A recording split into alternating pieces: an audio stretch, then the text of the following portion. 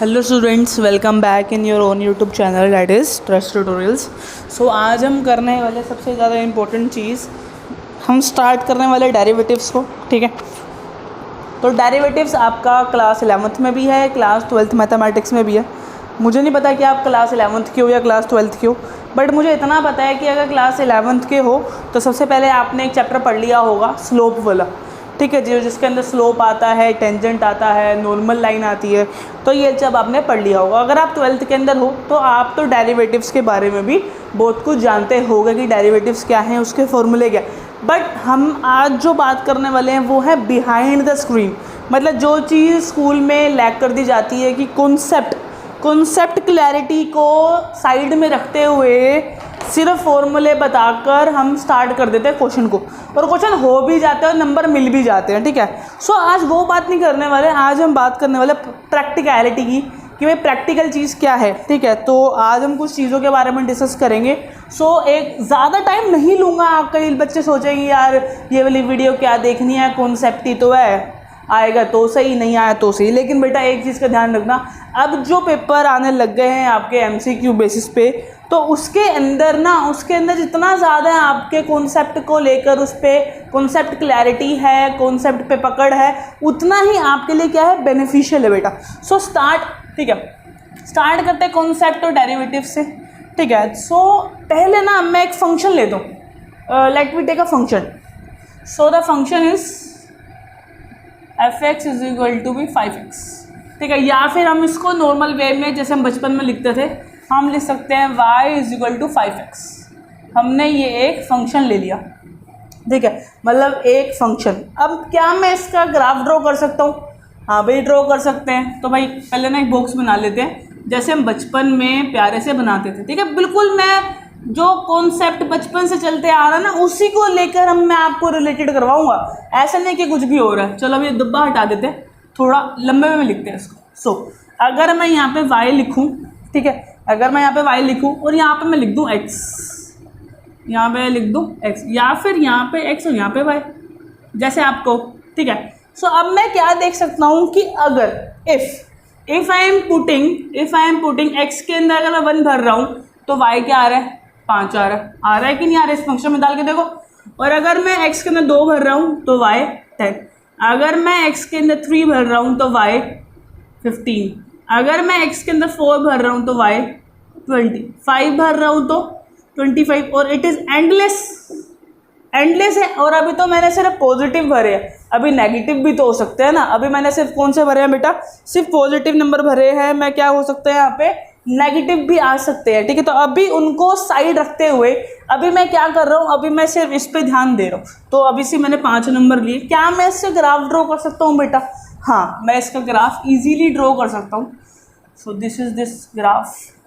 ठीक है, ये लीनियर है तो लीनियर आराम से बन जाएगा। यहाँ पे x हो गया बेटा ये। सो दिस इज 1 2 3 4 5, और यहाँ ले लेते 5 का डिस्टेंस, 5 10 15 20 25। 1 पे कितना है बेटा, 5, ये रहा पॉइंट। 2 पे 10, 3 पे 15, 4 पे 20 और 5 पे 25। इसका मतलब ये जो ग्राफ है कुछ ऐसा जाएगा, ये जो ग्राफ है कुछ ऐसा जाएगा सीधा। और ये ग्राफ किसका होगा, y is equal to 5x, जैसे बचपन में लिखते थे। ठीक है जी, अब मुझे कैसे पता चले ये ओरिजिन से जाएगा? बिकॉज मुझे पता है कि अगर मैं x के अंदर 0 भरता हूँ तो y 0 आएगा। इसका मतलब this line should be pass from x axis, sorry origin should be pass from origin. ठीक है, तो इसलिए मुझे पता हो कि अगर मैं x के अंदर 0 भरता हूँ तो y मेरा 0 सिंपली आ जाएगा। सो आई नो, इसी वजह से मुझे पता चला कि ये जो हमारी जो लाइन है वो ओरिजिन से पास होने वाली है। ठीक है, अगर वो 0 0 नहीं आता, दैट मीन्स कि ये लाइन 0 0 से पास नहीं होती। और मैं इसको कितना मर्जी एक्सटेंड कर सकता हूँ, इधर से जितना मर्जी एक्सटेंड कर सकता हूँ, वो मेरे डिपेंडेंट है। ठीक है, मेरे पे डिपेंड करता है वो। ठीक है जी, अब हमने जो 11th क्लास में कॉन्सेप्ट पढ़ा था दैट इज स्लोप, है ना भाई, सबने पढ़ा 11th क्लास में। 11th क्लास में हो तो 11th क्लास से पढ़ लिया होगा, अगर 12th क्लास में हो तो पढ़ के ही आए हो। तो ये आपने पढ़ा था delta y by delta x, पढ़ा था ना कुछ, delta y by delta x। और वी कैन से एक और formula y2 minus y1 divide by x2 minus x1 भी पढ़ा था कि नहीं पढ़ा था ना ये चीज़। तो ये सब चीज़ें आप पहले ही पढ़ चुके हो। कि स्लोप क्या होता है। स्लोप का मतलब कि कितना इंक्लाइन है, कितना डिक्लाइन है, किस रेट से बढ़ रहा है। स्लोप आते हैं स्लोप पे, rate of change in y with respect to x, यही तो होता है।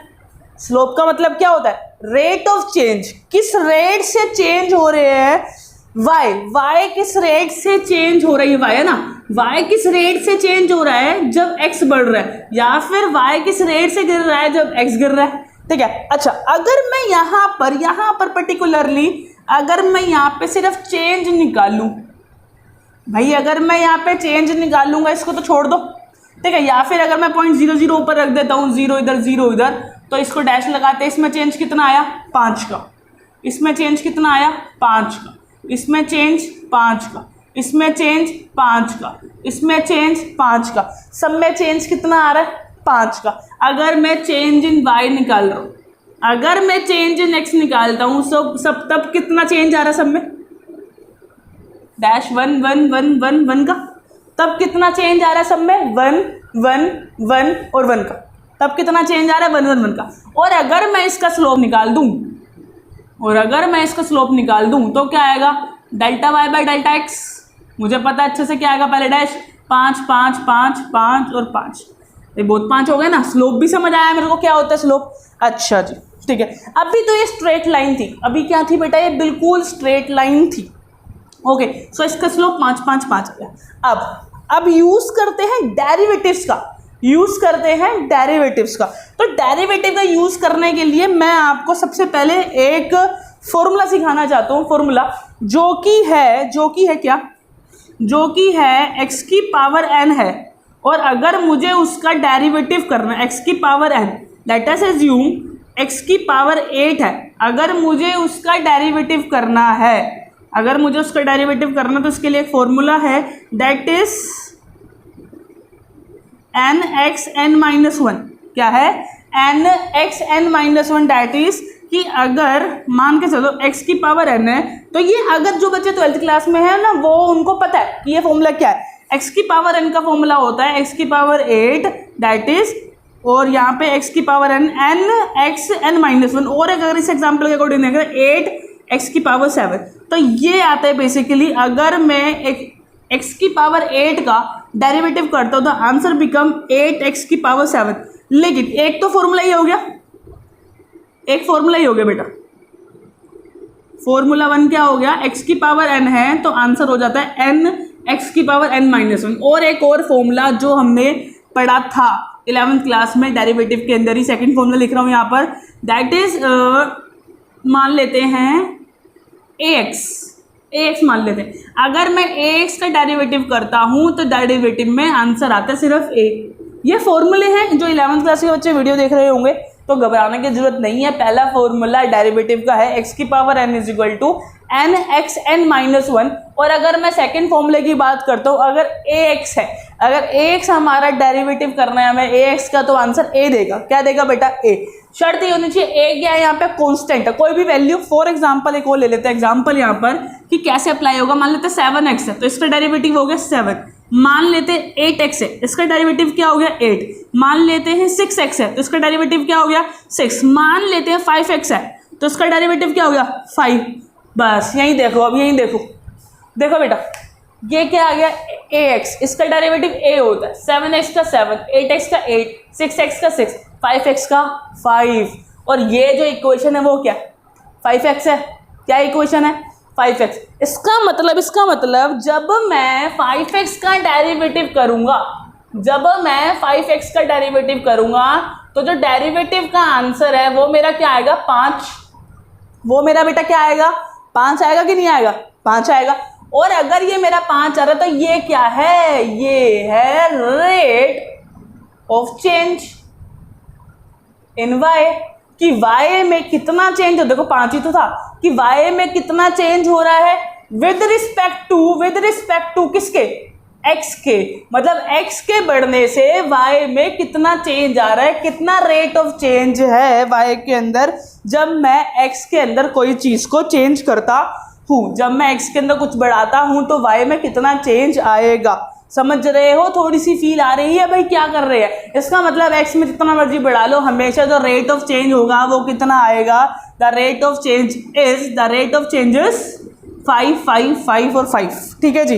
लेकिन ये हमेशा ना नॉर्मल नहीं रहता, जैसे कि ना 5x है तो 5x पे तो 5 आ गया, ऑलवेज सेम ना, ऑलवेज सेम। लेकिन सारे फंक्शंस पे ऐसा नहीं होता कि हमेशा वो सेम ही है। सारे फंक्शन, मैं दोबारा बोल रहा हूँ, सारे फंक्शन पे ऐसा नहीं होता कि वो क्या है हमेशा सेम ही आए, कभी कभार चेंज भी होता रहता है। डेरिवेटिव सेम रहेगा, डेरिवेटिव क्या रहेगा? सेम रहेगा, लेकिन ये जो फंक्शन है वो चेंज होते ही रहते हैं, ठीक है। अब ना एक छोटा सा एग्जांपल और लेते हैं बेटा, जैसे कि ये अगर आपको क्लियर होता है, ठीक है ना। स्लोप का समझ आया? अब देखो बेटा, जो डिफरेंशिएशन लिखने की प्रॉपर्टी होती है वो dy/dx होती है।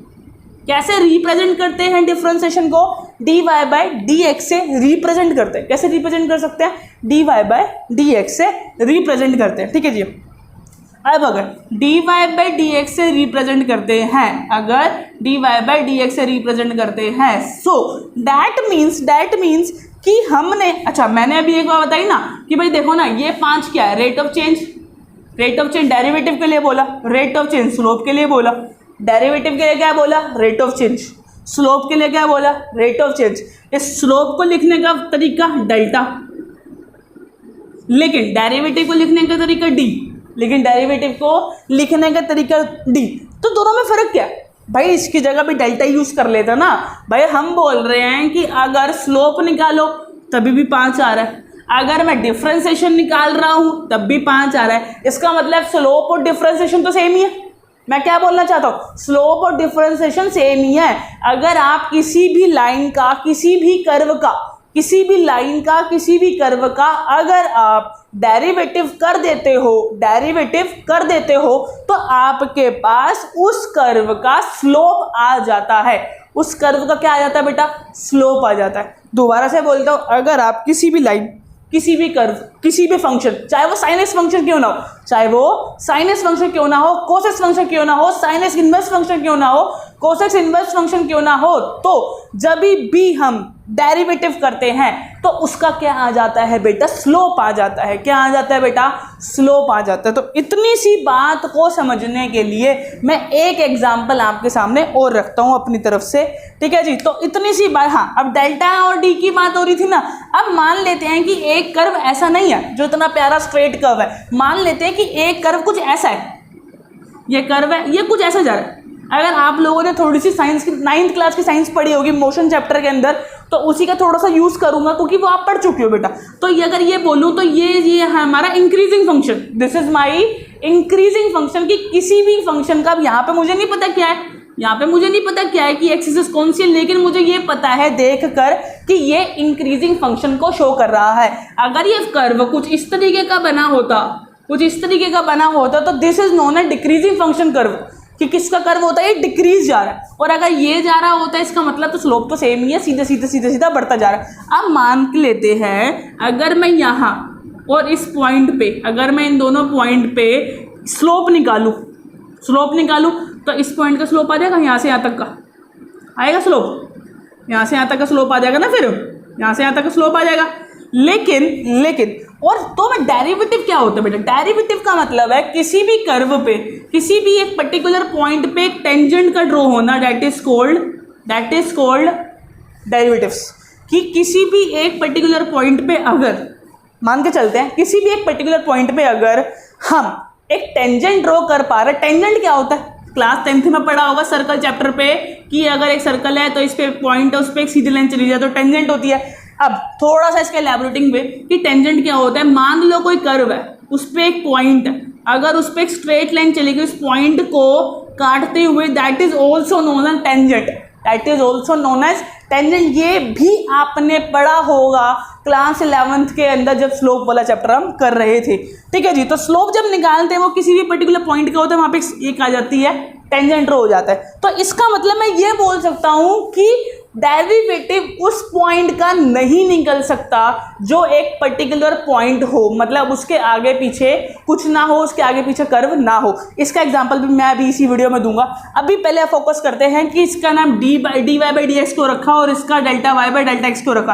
तो अभी मैं बता रहा था स्लोप निकलता है हमेशा 2 पॉइंट के बीच में, स्लोप निकलता है हमेशा दो पॉइंट के बीच में। लेकिन अगर आपको डेरिवेटिव निकालना है तो वो एक पर्टिकुलर पॉइंट पे भी डेरिवेटिव निकल सकता है, बिकॉज डेरिवेटिव करते हैं हम सीधा फंक्शन का, उसके लिए हमें पॉइंट नहीं चाहिए, स्लोप के लिए हमें पॉइंट चाहिए, y2 - 11 divide by x2 - x1। अब मान के चलते हैं इसी पॉइंट पे दो पॉइंट थे, वो दूर दूर थे, तो दोनों के कोऑर्डिनेट्स कुछ अलग रहे होंगे। मान लो कि ये पॉइंट है, ये पॉइंट कितना है, ये है 2,10 और ये कौन है 3,15, ये है 2,10 और ये है 3,15। इसका मतलब कि यहाँ पे आप दोनों बार से स्लोप निकाल सकते हो। Slope 15 - 10 divide by 3 - 2 that is 5। Slope आ गया ना, और यही था डेरिवेटिव, यही क्या था डेरिवेटिव। लेकिन अगर मैं कहूँ कि ये जो पॉइंट और इस पॉइंट की दूरी टेंड्स टू जीरो है, मतलब अगर ये पॉइंट मान लो 2,10 है, तो अगला जो पॉइंट उसके इतना नियर है कि वो उसी के ऊपर ही लाई कर रहा है। सुनो ध्यान से कि दूसरा पॉइंट जो है वो इतना ही थोड़ा सा फार अवे है, सुपर नियर है कि वो उसी के ऊपर ही लाई कर रहा है। दैट मीन्स अगर मैं एक बोल के देखूं टर्म कि एक तो है 2,10 और सेकेंड नंबर इज 2,10.0000000.9। अब ये कहाँ पुट करके बताओ ना मुझे किसी कर्व पे 2,10.000000009 बताओ। तो इसका मतलब इनडायरेक्टली अगर मैं इसका राउंड ऑफ करता हूं तो 2,10 ही आएगा, है ना भाई। अगर मैं बोलता हूं 2,10.0000000 फार अवे 9, ठीक है, तो इसका मतलब अगर मैं इसका राउंड ऑफ करता हूं तो पॉइंट आ जाएगा 2,10 और ये भी हो जाएगा 2,10। तो क्या मैं स्लोप निकाल पाऊंगा उस टाइम? बिल्कुल भी नहीं निकाल पाओगे, बिकॉज दोनों पॉइंट का अगर मैं स्लोप निकालूंगा तो वहां पे आंसर क्या आ जाएगा, 0 आ जाएगा, जबकि वहां पे स्लोप 0 होगा ही नहीं। जबकि स्लोप तो क्या है बेटा 5 है। इसका मतलब जो स्लोप वाला कॉन्सेप्ट है वो फेल हो जाता है कब? जब जो दूसरा पॉइंट या तो गिवन ही ना हो, या फिर वो पॉइंट इतना नियर हो कि वो उसी पॉइंट पे लाई कर जाए। That means the point is so far away that tends to zero, that means वो उसी के ऊपर आ गया, तो वहां पे आप स्लोप नहीं निकाल सकते। यही डिफरेंस है, यहाँ पे डेल्टा है, बिकॉज इट नीड 2 पॉइंट्स, और जो ये dy/dx है doesn't need any point, this doesn't need any point. मैंने फंक्शन देखा 5x, क्या y = 5x, इसका कर दिया मैंने डेरिवेटिव करते ही 5 आ गया। क्या मुझे पॉइंट की नीड पड़ी? बिल्कुल भी नहीं पड़ी। मुझे तो पॉइंट देखा ही नहीं, मेरे को तो पॉइंट चाहिए ही नहीं। अगर मैं यहीं पे बोलता कि 7x है तो डेरिवेटिव क्या हो जाता 7, मेरे को लाइन बनाने की भी जरूरत नहीं पड़ती, मेरे को पॉइंट एलोकेट करने की भी जरूरत नहीं पड़ती, और मैं डायरेक्टली बता देता कि इसका डेरिवेटिव है सिर्फ 7। अब एक हल्का सा कॉन्सेप्ट लेते हैं और, ठीक है, होप कि आप लोगों को समझ आ रहा होगा, और जो ये वीडियो अब तक देख रहे हैं उनको मुझे अच्छे से पता है कि समझ आ रहा है कि मैं क्या क्या बोल रहा हूँ, ठीक है ना। नहीं तो जिनके समझ नहीं आ रहा होता ना वो अब तक कल्टी हो लेता तुम्हारी लैंग्वेज में, कल्टी, ठीक है। सो एक ना फंक्शन पढ़ा होगा आपने, मॉडुलस फंक्शन, या फिर नहीं भी पढ़ा हो तो देखो y = मॉडुलस x, ये आपने पढ़ा था क्लास 11th के अंदर चैप्टर 2 में, जहाँ पे हमने फंक्शंस की बात करी थी। ये जो फंक्शन होता है, अगर मैं इसको लिखूँ y = मॉडुलस x, अब मुझे पता है कि अगर मैं 1 पुट करूँगा तो y कितना आ जाएगा 1, अगर मैं 2 पुट करूँगा तो फंक्शन कितना आ जाएगा 2, 3 करूँगा तो 3, -1 करूँगा तो 1, -2 करूँगा तो 2, -3 करूँगा तो 3, तो ऐसे ही चलता जाएगा। और जब आप इन पर्टिकुलर पॉइंट को, ये पॉइंट समझ आ रहा है ना कैसे आया, मैंने 1 भरा 1 दिया, 2 भरा 2 दिया, 3 भरा 3 दिया, -1 भरा 1 दिया क्योंकि मॉडुलस है, -2 भरा 2 दे दिया, -3 भरा 3 दे दिया। इसका जो फंक्शन है मॉडुलस x फंक्शन का जो हमारा कर्व है वो कुछ इस तरीके से बनता है। मॉडुलस x का जो हमारा फंक्शन है वो थोड़ा जो कर्व है हमारा कुछ इस तरीके का बनता है। This is known as modulus x curve, ठीक है। मतलब हमारा सीधा v है, अगर वो कोई बना हुआ है किसी ग्राफ के ऊपर, that is modulus x function. तो मॉडुलस एक्स फंक्शन, तब ध्यान से सुनो, यहाँ से लेकर सारे पॉइंट, जितने भी इनफाइनाइट पॉइंट यहाँ पे लाई कर रहे हैं, this curve is differentiated in all these point, this curve is differentiated on all these point, ठीक है। लेकिन अगर मैं बोलूं देखो ना, हमारा जो चैप्टर है वो तो हमेशा वही है, डिफरेंशिएशन एंड कॉन्टिन्यूटी। तो कॉन्टिन्यूटी, क्या ये फंक्शन कहीं ब्रेक हुआ? Is this function is break? भाई अगर ब्रेक होता तो मुझे इस पेन को उठाने की नीड पड़ती, तो मैंने तो यू करके यू बना दिया। इसका मतलब ये कहीं पे भी ब्रेक नहीं हो रहा, और अगर ये ब्रेक नहीं हो रहा तो ये कॉन्टिन्यू फंक्शन तो है, कॉन्टिन्यूस फंक्शन तो है, मतलब this function is continuous function, कि ये कर्व चले जा रहा है, कहीं पे भी ब्रेकआउट नहीं है, कहीं पे ब्रेक नहीं है। बट अगर मैं बात करूं डिफरेंशिएशन की मतलब कि एक कोई ऐसा पॉइंट तो नहीं है इस कर्व के ऊपर जहां पे ये डिफरेंशिएट नहीं हो सकता है। भाई यहाँ पे आओ, यहाँ से यहाँ तक जितने भी ये पॉइंट है ना, इनफाइनाइट पॉइंट, यहाँ पे डिफरेंशिएटेड है, इन सारे पॉइंट पे भी डिफरेंशिएटेड है, लेकिन एक पर्टिकुलर पॉइंट ऐसा है, ये देखो, ये एक ऐसा पर्टिकुलर पॉइंट है जहाँ पे टेंजेंट ड्रॉ नहीं हो सकता। भाई देखो ना, किसी भी पॉइंट को बना लो, सब जगह टेंजेंट ड्रॉ हो जाएगा, हर जगह टेंजेंट इसी पे आ जाएगा, इसी लाइन पे टेंजेंट ड्रॉ हो जाएगा, कोई सा भी पॉइंट ले लो। बट ये देखो, ये एक ऐसा पॉइंट नहीं नजर आ रहा जहाँ पे टेंजेंट कैसे बनो। भाई बनाने को टेंजेंट में यू बना दूँ, बनाने को यू बना दूं, देयर आर इनफाइनाइट पॉइंट। इसका मतलब आप डिफरेंशिएशन किसी एक पर्टिकुलर पॉइंट पे नहीं कर सकते, जहां पे देखो ना, ये जो इन्वर्टेड वी फंक्शन है, मतलब हमारा जो हमारे फंक्शन है मॉडुलस एक्स फंक्शन, तो ये कुछ ऐसा है, तो ये एक पर्टिकुलर पॉइंट नहीं आ गया, this is a particular point, और किसी भी एक पॉइंट पर आप डिफरेंशिएट नहीं कर सकते, लेकिन इसी पर्टिकुलर पॉइंट पर ये फंक्शन कंटिन्यू है, because this function is not breakable, ये फंक्शन ब्रेक नहीं हो रहा है। इसका मतलब यहाँ पे कंटिन्यू तो है, लेकिन डिफरेंशिएट फंक्शन नहीं है इस एक पर्टिकुलर पॉइंट पे, otherwise in the whole graph this function is differentiated. But वो एक ऐसा पॉइंट है, बिकॉज वो एक पॉइंट है, पॉइंट के ऊपर आप टेंजेंट नहीं ड्रॉ कर सकते, पॉइंट के ऊपर टेंजेंट से ड्रॉ नहीं कर सकते, because infinite lines are passing from a particular point. There are infinite line that can be passes through a particular point. ठीक है, तो यहाँ पर ये एक ऐसी जगह है जहाँ पे वो डिफरेंशिएट नहीं हो सकता। तो अगर मैं सम अप करूँ थोड़ा सा सम अप करूँ, क्योंकि बहुत ज़्यादा कॉन्सेप्ट पे चले गए हम लोग, तो स्लोप और डिफरेंशिएशन एक ही बात होती है, लेकिन डिफरेंशिएशन जब हम निकालते हैं तो dy बाई डी एक्स निकलते हैं, स्लोप जब हम निकालते हैं तो delta Y by delta X लिखते हैं। ठीक है, अगर आप स्लोप निकाल रहे हो तो आपको पॉइंट की जरूरत पड़ती है, लेकिन डिफरेंशिएशन के अंदर पॉइंट की नीड नहीं पड़ती है। आप डायरेक्टली किसी एक पर्टिकुलर फंक्शन को देखकर उसका डेरिवेटिव बता सकते हो, उसका स्लोप पर्टिकुलरली बता सकते हो, बाद में पॉइंट डाल के उसका डेफिनेट स्लोप भी निकाल सकते हो। ठीक है ना। और अगर मैं बात करूं कॉन्टिन्यूटी एंड डिफरेंशिएशन की, कॉन्टिन्यूटी का मतलब होता है कि एक ग्राफ चलता जा रहा है, रुक नहीं रहा, ब्रेक नहीं हो रहा, लेकिन डिफरेंशिएशन का मतलब होता है कि ये वो जो ग्राफ है वहां पे टेंजेंट ड्रॉ हो सके, और टेंजेंट कहाँ ड्रॉ नहीं हो पाता, टेंजेंट एक पर्टिकुलर पॉइंट पे ड्रॉ नहीं हो पाता। और मैंने इस जो वीडियो में इसके अंदर 2 फॉर्मूले और बताए जो कि थे, अगर मैं उनको प्रॉपरली लिखूं 2 फॉर्मूलों को, तो वो है पहला dy बाई डी एक्स, ये लिखने का प्रेजेंटेशन है, ऑफ x की power n is equal to N X N minus 1, and the second formula is dy by D X of A X is equal to B A. तो ये हमने 2 फॉर्मूले अभी इस वीडियो में सीखे हैं डिफरेंशिएशन के। ठीक है जी, समझ आ रहा है, पक्का समझ आया होगा।